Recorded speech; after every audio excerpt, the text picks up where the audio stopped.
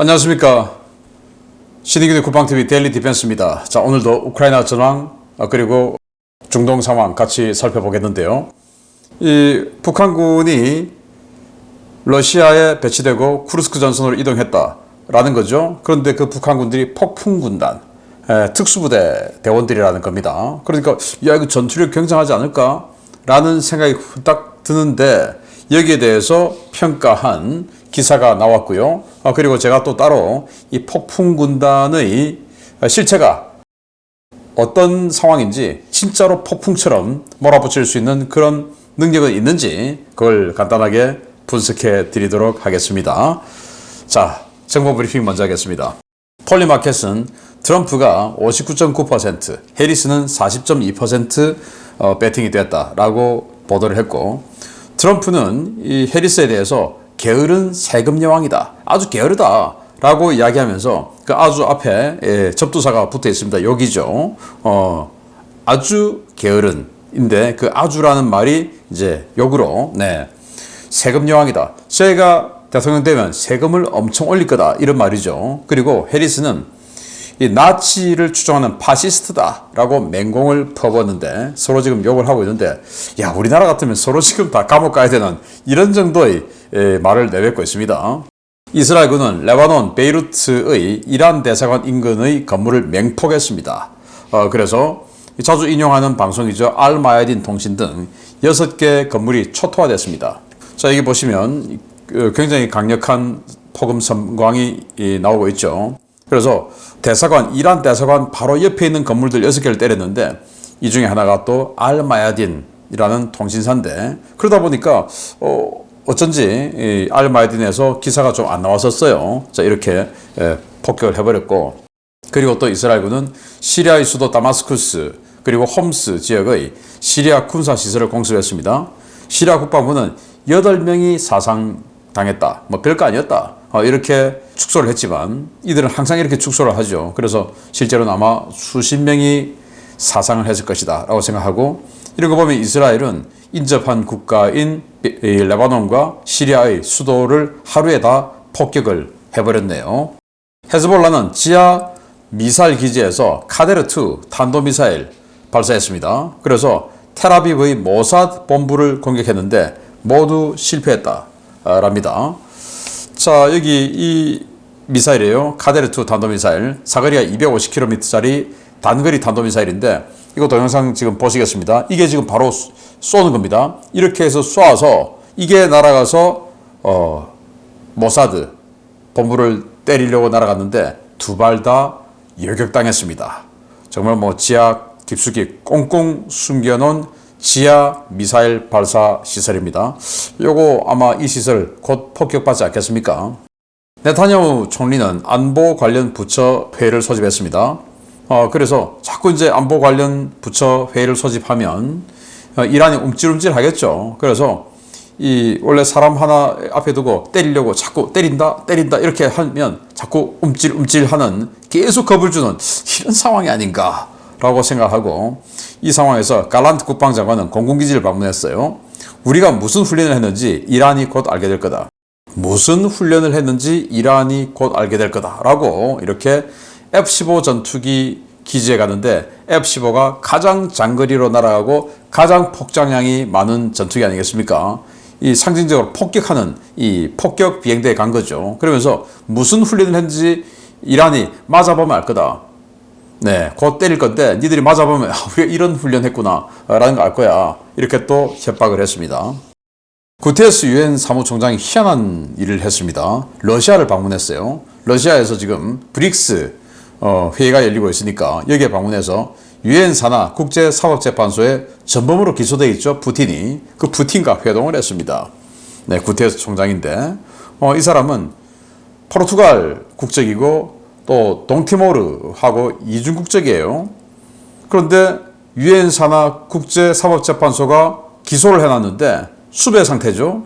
그런 사람을 여기 가서 범죄자와 지금 대담을 하고 있는데, 그래서 이제 이 유엔 직원들이 가시면 안 돼요 말리니까, 아니 브릭스 저 나라들이 이 지구 인구 전체의 절반이 넘는데 내가 어떻게 안 갈 수 있냐 하고 갔다라는 겁니다. 그래도 뭔가 명분은 좀 딸리는 상황이 아니냐. 그러면 갔으면 이제 잡아야 되는데 그러지 못하는 거죠. 아프가니스탄 수도 카불 시내 영화관 앞에서 폭탄 테러가 발생했습니다. 민간인이 다수 사상자가 발생했는데 이 극장 앞에 노점상 여기 아마 뭔가 폭탄을 숨겨 놨었나 봅니다. 정말 참 우리나라가 이렇게 무슬림이 많지 않다는 것에 감사를 해야 될 것 같습니다. 포르투갈 리스본 수도죠. 리스본에서 아프리카에서 불법 이주한 이주민들이 폭동을 일으켰어요. 경찰과 충돌 후에 2명이 사망한 명분으로 폭동 확산이 되고 있는데 이렇게 지금 뭐 차 뒤집어지고 지금 난리가 났습니다.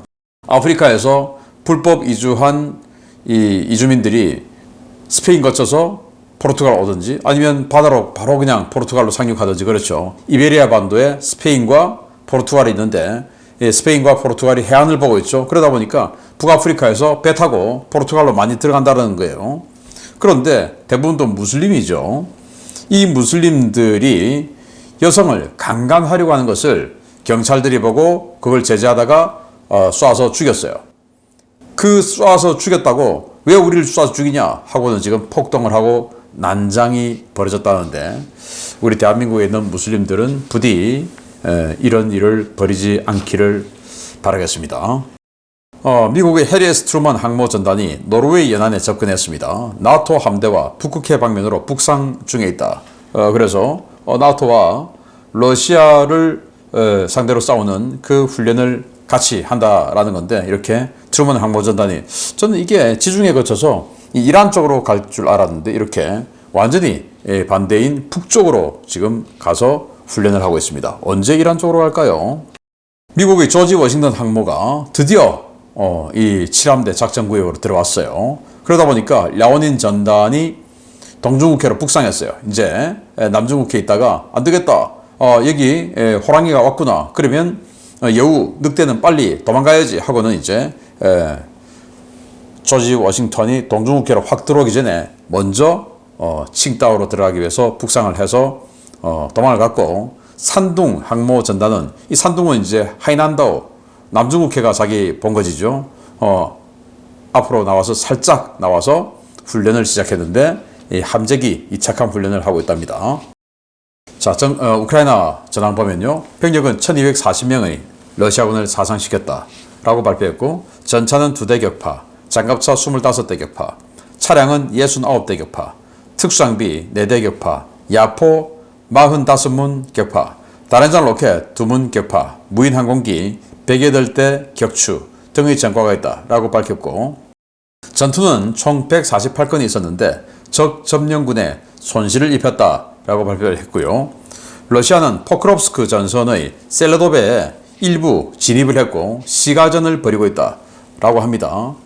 자, 셀레도베 여기 이렇게 러시아군이 동쪽으로 조금 들어왔어요. 그래서 이제 동쪽 끝자락에서 시가전이 지금 벌어지고 있는 중인데 문제는 여기를 방어하고 있는 우크라이나군이 하나는 경찰 부대 그리고 하나는 뭐 그냥 그 지역 경보병 부대 뭐 이런 정도 수준이라서 야 이거 뭐 제대로 상대가 되겠나 하는 그런 우려가 좀 있습니다. 이 병력이 너무 적고 그리고 병력의 질이 부대의 질이 너무 좀 떨어진다라는 우려가 지금 있어요. 우크라이나는 쿠르스크 전선에서 반격을 확대하고 있습니다. 그래서 포위된 러시아군을 섬멸 중에 있는데 여기 좀 극단적으로 확대가 된 사진인데요. 여기 이렇게 36 해군 육전 여단이 해병대죠. 쑥 들어가서 이렇게 러시아군을 이쪽에서 양쪽에서 지금 들어왔어요. 러시아군을 포위하고 있다. 47 기가 여단은 이쪽으로 들어오고 36 해병 여단은 이렇게 들어가고 해서 이 지역에 있는 빨간색 원들이 러시아군들인데 러시아군들 이렇게 양쪽에서 딱 에워싸면서 포위 섬멸하고 있다라는 전투 상황도가 나왔습니다. 잘 되기를 바랍니다. 러시아는 차시브야르 그러니까 바흐무트 서쪽이죠. 차시브야르의 남쪽 우회를 시도하고 있다. 그래서 교전이 격화 중이라고 하는데 자 오래간만에 여기 보면 바흐무트 그리고 바흐무트의 서쪽 차시브야르인데 지금 여기 보시면 중간에 운하가 있어요.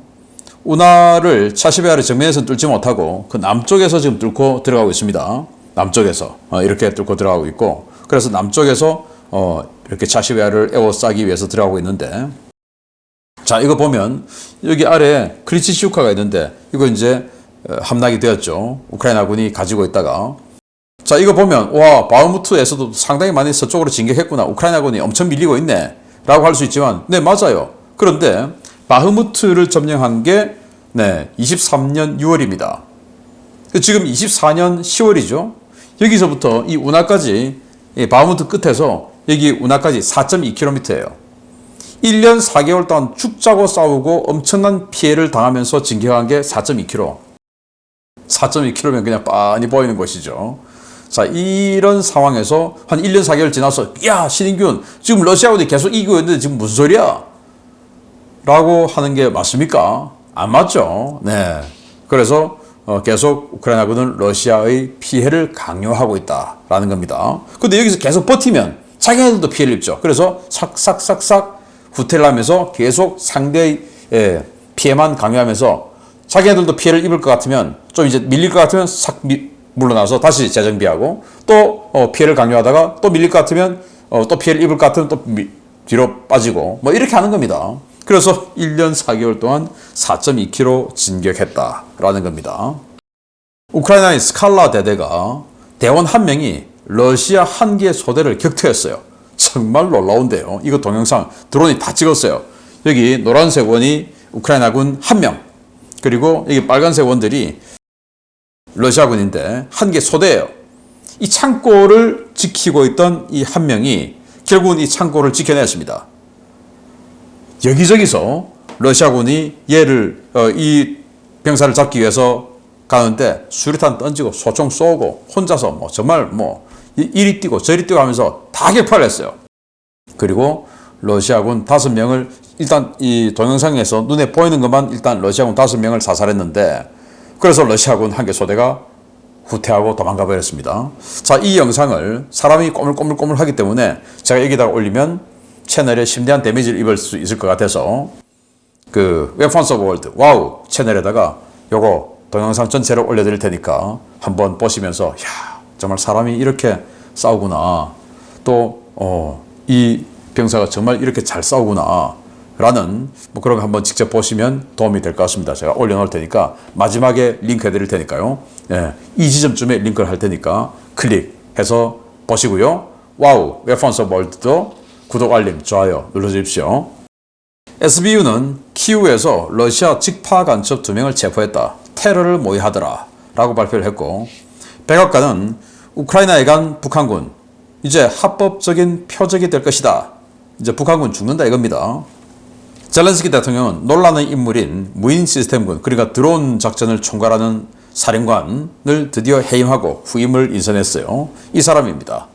얼마 전에 여러분들 제가 방송한 거 보셨을 텐데, 자기 와이프와 딸은 지금 모스크바에 살고 있고 이중국적이죠. 자기는 지금 우크라이나군의 드론 작전 총괄 사령관을 하고 있고, 이제 이게 알려지니까 말이 안 된다라는 거죠. 그래서 결국 젤렌스키는 이 사령관 해임하고 후임으로 이 할라부다 대령을 임명을 했는데, 장군 진급은 아직 안 시켰고 대령 상태에서 드론 작전 사령관으로 임명을 했습니다. 애초에 자기 부인과 딸이 뭐 러시아 이중국적인 거는 뭐 그럴 수 있어요. 그러나 지금 모스크바에 살고 있는데 그 사람을 그런 중요한 작전 사령관으로 임명하는 건 안 맞죠.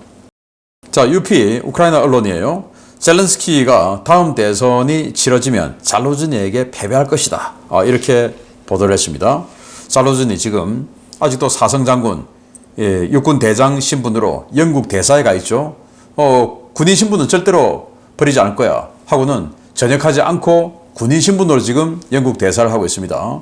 그런데 정적이 될 거죠. 그래서 다음에 대선이 언제 벌어질지는 모르지만 대선하면 잘루즈니에게 질 거다. 이런 보도가 나왔습니다. 프랑스는 25년 3월까지 미라지 2000 전투기 3대를 인도할 것이다 라고 발표했는데, 미라지 2000 전투기에 우크라이나 주기 위해서 개량을 했어요. 그래서 뭐 개량 안 하면 진작에 지금도 줄 수 있는데 개량을 하다 보니까 일단 3월까지 3대가 들어갈 수 있을 것 같고, 그리고 총 12대를 주기로 약속을 했습니다. 어떤 개량이냐? 여기 중간에 있는 이 미사일이에요. 미카 EM. 그러니까 미카 미사일인데 80km 날아가는 중거리 공대공 미사일인데 EM은 레이더 유도 방식, 그리고 IR은 적외선 유도 방식 두 종류, 즉 이 매직 단거리 열추적 미사일 외에도 미카 미사일을 운용할 수 있는 중거리 공대공 전투할 수 있는 그런 업그레이드를 해줬고, 스칼프 이지, 그러니까 스톰 섀도우죠. 그걸 탑재할 수 있는 개량을 또 해줬고, AASM 해머, 프랑스판 제이담이라고 하는 이 GPS 유도 폭탄 사용할 수 있도록 업그레이드를 했습니다. 이걸 이제 내년 3월까지 세대 먼저 주고 총 12대 주겠다라고 발표했는데, 이건 참 고마운 일입니다.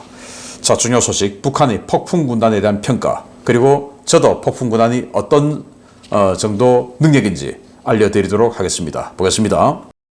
쿠르스크와 포크롭스크 등 주요 전선에 북한군 투입이 임박했다는 평가들이 계속해서 쏟아지고 있는 가운데, 이들이 현재의 교착 국면에서 어떤 역할을 할 수 있을 것인가에 대한 분석이 엇갈리고 있습니다. 파병된 북한군이 최정예 부대인 만큼 전쟁 판도에 영향을 미칠 만한 활약을 할 수 있다는 전망과 그렇지 못할 것이라는 분석이 나오고 있습니다. 고위 관료들과 정보 전문가들은 후자를 이야기하고 있습니다. 북한이 푸틴의 전쟁을 위해 우크라이나로 보낸 병력들은 대포밥으로 희생될 것이며, 그들은 먼저 희생된 러시아인들보다 더 나은 대우를 받지 못할 것이라고 케네스 로스 미 프린스턴대 공공 및 국제관계대학원 교수가 현지 시각 10월 24일 지적했습니다. 북한 인권 문제를 추적해온 휴먼 라이츠 워치 전무이사를 지낸 로스 교수는 푸틴이 국민적 반대 여론이 높은 추가 동원을 피하려는 움직임을 보이고 있고, 이 때문에 북한군을 동원한 것으로 보인다라는 젤렌스키 대통령의 발언을 언급하며 전선에 보내진 북한군이 큰 인적 피해를 입을 것이라고 전망했습니다. 전쟁 장기화로 사상자 숫자가 급증하고 있는 러시아는 지난해부터 죄수와 용병을 점점 확대하고 있고, 아프리카와 네팔, 스리랑카 등의 저개발 국가 유학생은 물론 현지 청년들까지 IT 기업 취업을 미끼로 데려와 용병으로 쓰고 있는데요.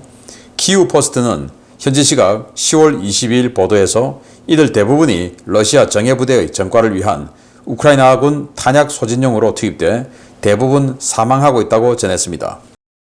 국내 일부 언론에서는 북한이 파병한 부대가 김정은이 가장 아끼는 제11군단, 일명 폭풍군단이기 때문에 이들이 우크라이나 현지에서 특수전 임무를 수행할 것이라고 보고 있는데요. 이들은 부대 명칭상 특수부대로 분류되지만 실제로는 일반 특수부대 수준에 크게 못 미치는 전력으로 평가되고 있습니다. 폭풍군단은 3개의 저격여단과 3개의 항공육전여단, 4개의 경보병여단이 있는데요. 러시아에 파병된 폭풍군단 병력이 공수작전을 수행하지는 않을 것이기 때문에 차출된 4개의 여단은 저격여단과 경보병여단일 가능성이 높습니다. 저격여단은 러시아어로 소총수를 의미하는 스테렐코비를 북한식으로 번역한 저격병들로 구성된 부대인데요. 한국의 특전사, 미국의 그린베리와 같이 적 후방 침투와 타격작전을 주로 수행하는 부대지만, 이들은 신체 조건이나 훈련 강도 면에서 외국 특수부대에 크게 미치지 못하는 능력을 가진 것으로 평가됩니다. 경보병여단은 한국의 특공여단, 미국의 레인저 연대와 비슷한 분류에 속하지만 제대로 된 훈련을 거의 받지 못했고, 팬데믹 시기에는 국경 보초나 섰던 부대들인데요. 전문가들 사이에서 아마추어로 평가제로 되는 북한군, 과연 생전 처음 보는 환경에서 무엇을 할 수 있을지 지켜봐야겠습니다. 네, 북한군 폭풍군단, 네, 폼 내려고 어마어마하게 노력했는데, 자, 이런 것들이 정말 허상이다 라는 걸 제가 조목조목 한번 지적해 드리겠는데요. 일단 뭐 프린스턴대 이 교수도 별 활약 못하고 결국 대포밥이 될 거다.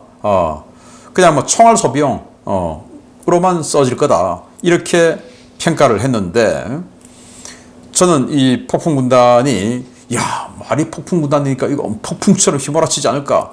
저는 뭐 천만의 말씀이다 라고 생각합니다. 자, 일단 이 폭풍군단의 사진들, 자기네들 홍보 사진이니까 얼마나 NG하고 다시 찍고 해서 갈고 닦은 사진이겠습니까? 또 검열까지 했겠죠. 그런데 검열하는 자나 또 사진 찍는 자나 사진 찍히는 자들이나 똑같다라는 겁니다. 자, 일단 이 사진 한번 보십시오. 제가 언젠가 한번 보여드렸던 것 같은데, 여기 엎드려 쏴하는 자가 하나도 없습니다. 아니, 왜 이렇게 서 있습니까? 뒤에 건물이 있으면 은폐물 아닙니까? 은폐물에 들어가서 지금 사격해야죠. 그럼 들어갈 시간이 없는데 왜 이렇게 뒤로 누워있는 얘는 뭐하는 놈입니까 지금 도대체? 일단 적이 오면 지금 이렇게 집단적으로 사격하고 있다는 것은 적이 지금 대규모로 오고 있다는 건데, 적이 오면 적을 향해서 대응 사격을 해도 너무나 상식적으로 우리도 총을 맞지 않게끔 은폐를 해야 되죠. 근데 은폐물이 만약에 없다 그러면 총을 맞을 수 있는 피탄 면적을 줄여야 되죠. 그럼 어떻게 됩니까? 엎드려 쏴를 해야 되죠. 그런데 여기 이자들은 뒤로 벌러덩 경사지에 누워 있습니다. 그러면 정면에서 볼 때 사람이 이렇게 누워가지고 몸통 다 드러내고 있는 거죠. 얘들도 서서 지금 쏴를 하고 있어요. 다 엎드려야죠. 그런데 지금 이러고 있다. 얘는 또 뭐 뒤로 벌러덩 넘어지고 있는데 왜 저런 짓을 하고 있는지 모르겠어요. 또 황당한 짓을 하고 있어요. 얘는 또 점프를 하는데, 점프를 하면 당연히 이제 엎드려 쏴를 하려고 점프하겠죠. 그런데 점프를 하면 바로 앞에서 탑 엎드려야지. 뭐 이렇게 그냥 무슨 개구리도 아니고 이렇게 뛰면 뛰다가 총 맞지 않겠습니까? 이 기관총 같은데 뭐 이런 짓을 하고 있어요. 그리고 이건 정말 가관입니다. 자, 적진으로 지금 뛰어들면 어떻게 뛰어들어야 됩니까? 횡대로 해서 뛰어들어야 되죠. 이렇게 한 줄 서서 들어오면 됩니까? 한 줄 서서 들어오면서 전부 다 또 정면을 향해서 총을 겨누고 있어요. 이러다가 뭐 하다 보면 우리 상대편, 우리 아군 뒤통수 그냥 총알 구멍 내버리겠죠. 이렇게 한 줄로 오면 한 줄로 그냥 계속 죽어 나가는 거예요. 축차 소모돼서 다 죽는 겁니다. 그래서 횡대로 서서 전술 기동을 하는 기동 사격을 해야지 어떻게 이렇게 한 줄로 서서 이렇게 내려옵니까? 무슨 장사진도 아니고. 그래서 횡대로 서서 분명히 여기 산악이 있으면 길이 아니더라도 특수부대쯤 되면 그냥 횡대로 서서 또 엎드려 오든지 아니면 포복을 해서 오든지 이렇게 해야지 무슨 이런 짓을 하고 있습니까? 그리고 특수부대에 근접전을 주로 해야 되는 특수부대에 이 헬리컬 탄창 붙인다. 이거 웃기는 거예요. 한 70발 들어간 탄창인데 스프링 있고 탭식으로 돌아가는 거기 때문에 이게 제밍이 엄청 잘 됩니다. 탄이 잘 걸려요. 근데 마주보고 쏘는데 내 거는 걸려버리고 저기서는 총 날라 어떻게 됩니까? 죽죠. 총알이 10발만 들어가더라도 땡겼을 때 무조건 나갈 수 있는 이 총이 중요한 거지. 땡겨서 자동으로 땡겼는데 70발 있으니까 와 좋아 나 자동이야 하고 땡겼는데 걸려버리면 어떻게 됩니까? 죽는 겁니다. 이런 짓을 지금 여기다 시키고 있어요. 얘는 지금 경기관총 들고 있는 것 같은데 무슨 람보도 아니고 희한한 짓을 하고 있습니다. 전혀 전술적이지 않은 거예요. 우리 한국군 일반 보병 사단의 보병도 이런 짓을 안 합니다. 근데 특수부대가 이런 짓을 하고 있어요. 자, 폼 나니까 했다 치고, 그런데 이 폼 나는 것을 이건 잘못된 거야 라고 지적할 놈도 없다는 겁니다. 저기는. 자, 이거는 또 요즘 뭐 갑자기 이제 방탄조끼, 방탄복이 유행이 돼서 우리도 방탄조끼 입자 해서 입었는데 이 방탄조끼를 이렇게 입는 게 맞습니까? 방탄은요 제일 중요한 이 장기 부분을 방탄해야 되죠. 그래서 이 지역, 심장, 폐, 이 지역을 딱 막아줘야 돼요. 그러면 이 방탄조끼는 여기까지 딱 올려서 입어야 됩니다. 그래야 이 중간에 플레이트 굵은 판때기를 집어넣습니다. 방탄조끼에. 그냥 뭐 조끼만 입는다고 방탄되는 게 아니에요. 저 안에 그 합성 재질의 제법 무거운 판을 집어넣습니다. 그걸 이제 총알이 못 들어요. 제법 무겁습니다, 저거. 그런데 얘들 입을 줄 모르니까 이렇게 쭉 내려 입었습니다. 내려 입으면 심장이 지금 가려집니까? 안 가려지죠. 얘도 지금 심장 안 가려지죠. 근데 지금 소총을 또 메고 있네요. 얘는 또 산악 척후병 여단에서 무슨 길라슈트 같은 건 걸치고 있으면서 소총 탄창은 하나도 없어요. 네, 이런 비전술적인 이거 뭐 보고 지적할 놈도 없는 거죠. 저기는. 우리 한국군 특전사 보십시오. 자, 여기가 적진입니다. 적진에서 지금 퇴출하고 있는 거예요. 임무 수행하고.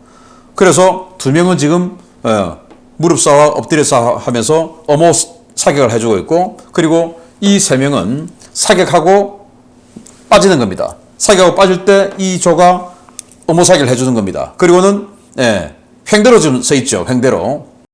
그래야 우리 사격을 할 때 우리 아군의 화력이 많을 거 아니겠습니까? 횡대로 쏴야. 종대로 있으면 앞에 놈밖에 못 쏘죠. 아까 저 상태 같으면, 북한군 같으면. 뒤에 놈도 같이 쏘면 우리 편 뒤통수 때려버리니까. 그래서 횡대로 쏴야 돼요.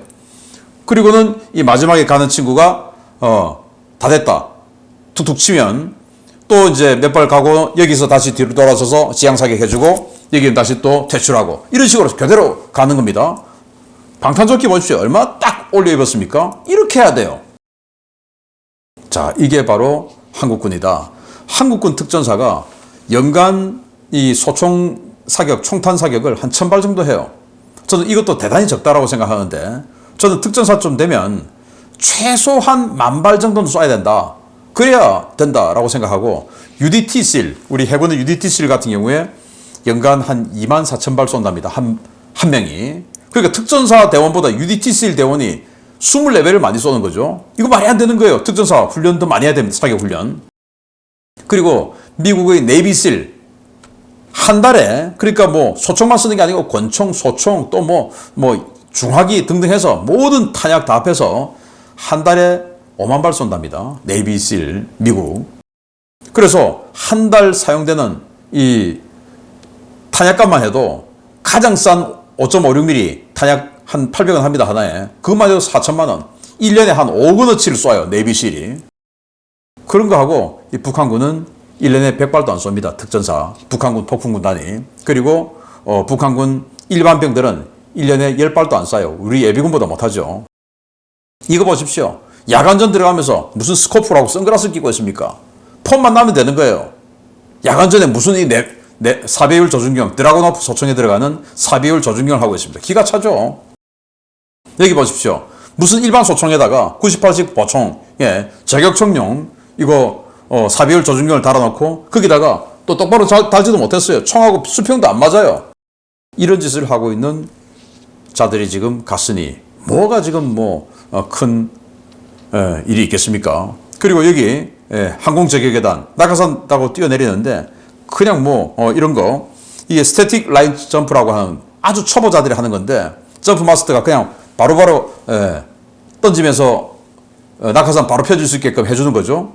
얘는 지금 잘못해가지고 뒷비행기, 이 비행기 말고 뒷비행기에 지금 걸려버렸어요. 얘는 지금 정말 큰일 날 뻔했죠. 엔진에 빨려 들어갈 뻔했는데, 이런 바보 같은 짓을 지금 하고 있는 북한군 특수부대가 바로 폭풍군단입니다.